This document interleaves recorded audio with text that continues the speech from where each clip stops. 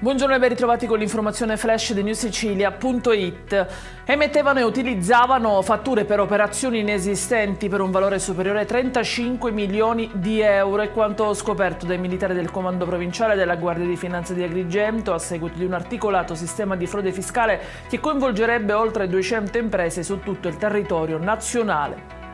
Frode, ma questa volta sul super bonus edilizio a patti. Le indagini dei finanzieri del Comando Provinciale si sono concentrate su un sodalizio criminale beneficiario di una serie di crediti non spettanti e ammontante a circa 1,8 milioni di euro. 5 gli indagati.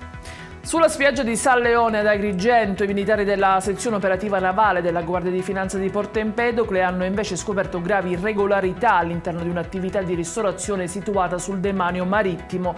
È emersa la presenza di oltre il 60% di lavoratori in nero e anche numerose violazioni in materia di sicurezza alimentare.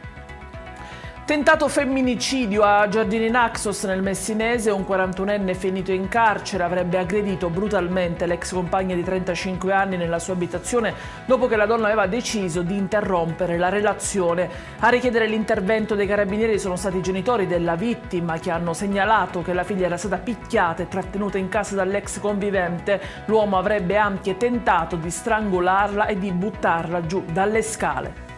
In chiusura la decisione del giudice del Tribunale di Agrigento che ha stabilito come il Ministero della Salute dovrà corrispondere un assegno bimestrale a vita a un uomo di 55 anni di Agrigento che ha riportato un danno neurologico dopo il vaccino anti-Covid. L'uomo ha subito quasi la paralisi di un braccio.